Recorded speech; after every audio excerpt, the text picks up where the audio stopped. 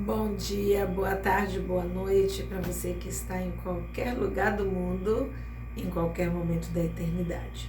Nossa meditação hoje é em Isaías, capítulo 9.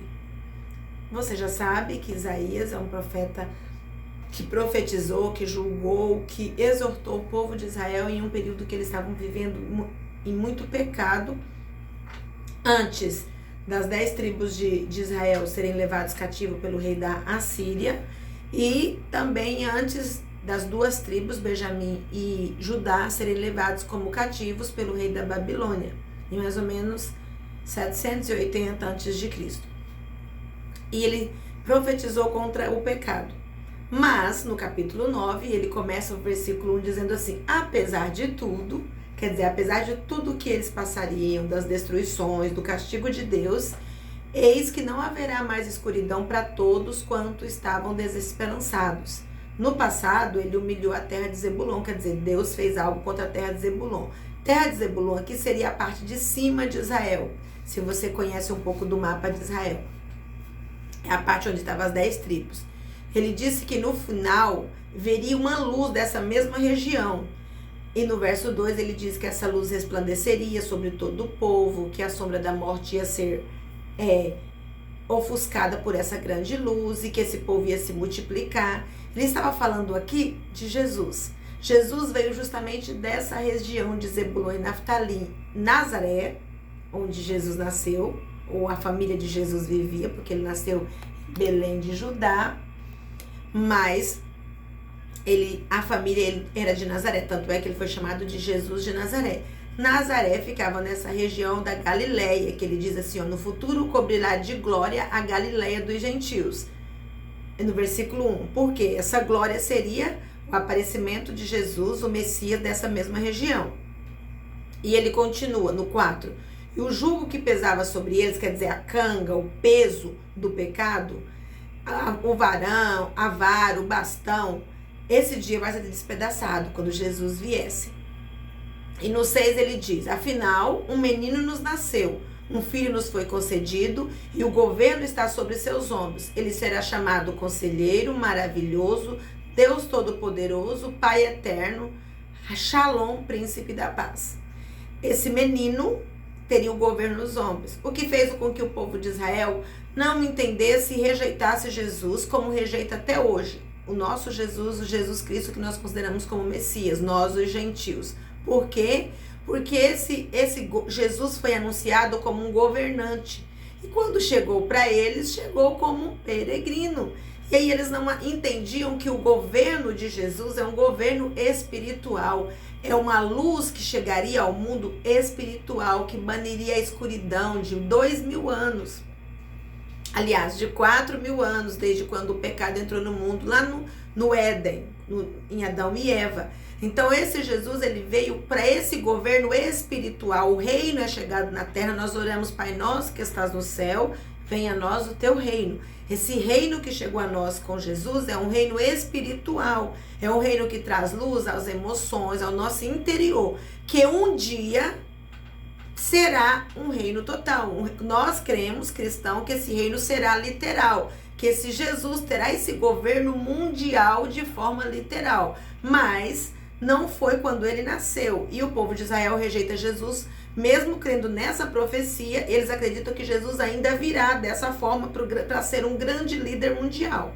E nós cremos que ele retornará na segunda vinda, nós gentios, nós cristãos, que ele retornará na segunda vinda para ocupar esse lugar de administrador, de líder mundial. E no 8, o profeta continua falando da ira de Deus contra aquele povo pecaminoso.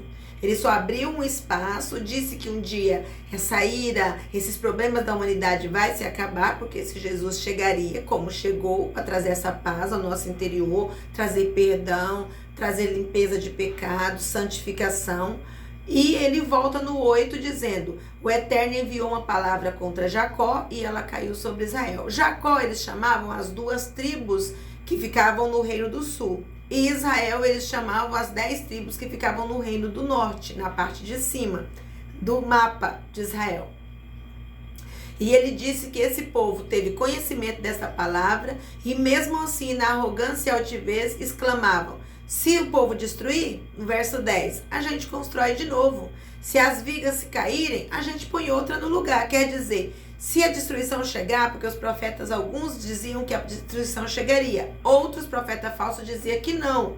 E aí os líderes diziam: nada, se vir isso que eles estão falando, se a Síria vir nos destruir, se a Babilônia, os caldeus vier, nós ergueremos de novo, nós somos fortes, nós somos um povo que Deus nos escolheu. E mesmo Deus estando dizendo e avisando, eles agiam assim.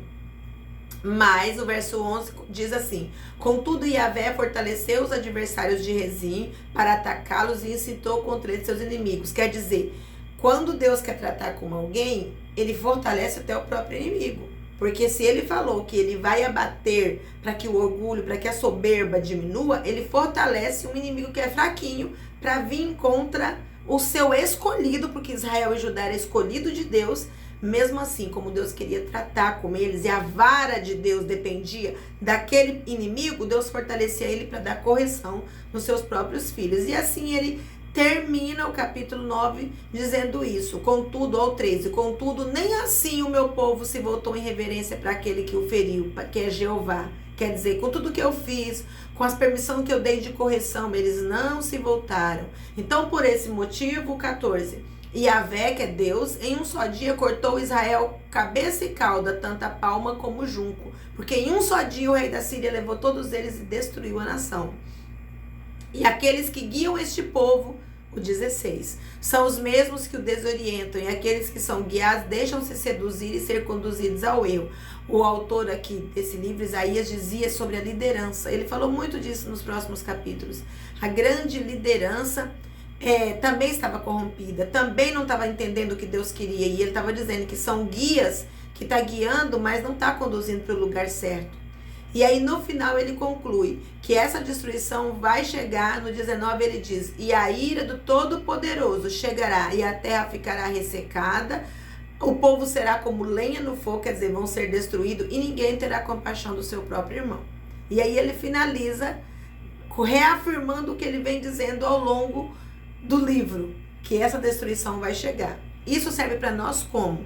Deus, através dos seus servos, dos seus meios, dos seus canais, ele está sempre nos avisando para a gente melhorar, para a gente ser uma pessoa melhor, para corrigir, para crescer, para tirar os carrapichos, e a gente não se importa. E essa destruição que ele avisou a Israel, por muitos profetas, um dia chegou. Que você e eu abramos os nossos olhos, porque tudo que o Senhor nos diz vai cumprir. Beijo, até a próxima.